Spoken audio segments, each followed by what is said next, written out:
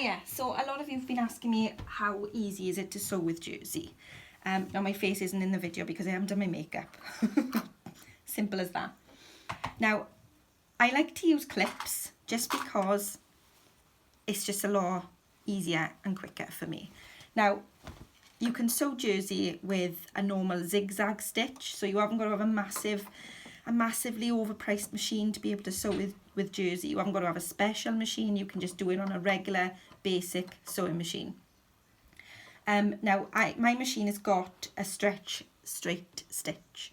I use that a lot because I find it just gives a neater finish than the zigzag, but you know, you can still sew with the zigzag. There's no reason you can't sew jersey with no zigzag stitch. So I've just cut it all out, you know, as the pattern pieces state. I've pinned them together just to avoid them slipping. Normally I don't even pin it, I just go and I wing it, so I just go and sew it straight away.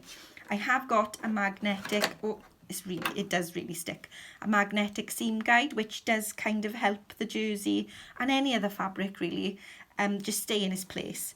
So I pop that on my machine and it just helps it feed it through. Another thing, my machine has got, shush Dave, sorry my dog is in the window. My machine has got a built-in walking foot. Now this is the Pfaff. This is why I love the Pfaff. They come in with the built-in IDT system, which is the internal dual technology, I think it is. But it's basically the walking foot, and you just pop it down and it feeds the fabric through from the top as well as the bottom, which is great for sewing with jersey because you can feed it straight through. It's fab. Now I'm just going to go in and I'm just going to try not to start as well. Try not to start at the very edge of your fabric because it'll cause it to jam.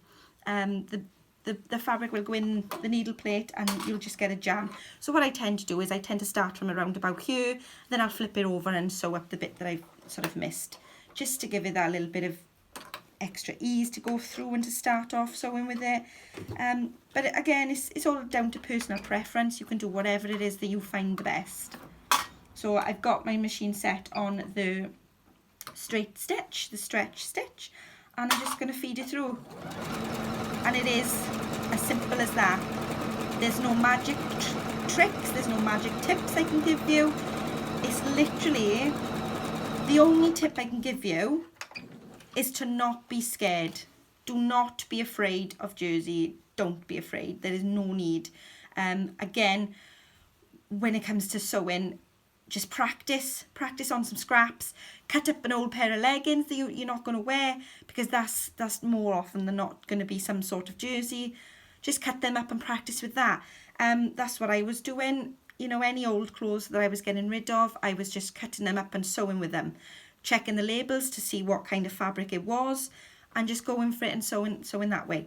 So there we are. I've started off, as you can see, I've started off from about there. What I'm going to do now is go in, flip it around and sew it down there, just so I can close that the starting point to the edge of the fabric, and that is how you avoid any jams.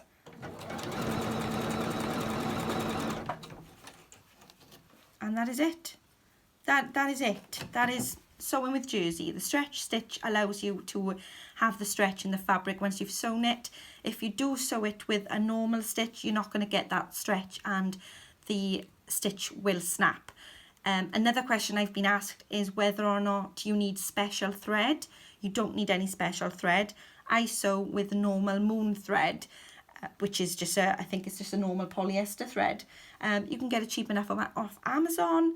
Again, I find it great for practice runs because you're not paying a lot for the thread. And that is it. That is how you sew with jersey. It's just, once you start sewing with jersey, you will not want to sew with anything else. What I also do then as well, to finish off my seams, I do zip it along the overlocker, just to give it that neat edge, you know. But you can just snip it. You can leave it, because the beauty of jersey is that it doesn't fray. I like to just go in and zip it through the overlocker just because it just tucks everything in a bit neater.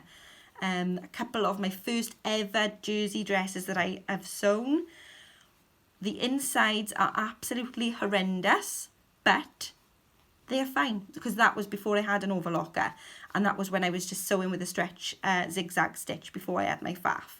So there is no excuses, just go for it, do it, don't be afraid. And for those of you who've got an overlocker that has sat in the box since you've bought it, dig it out, just dig it out and go for it.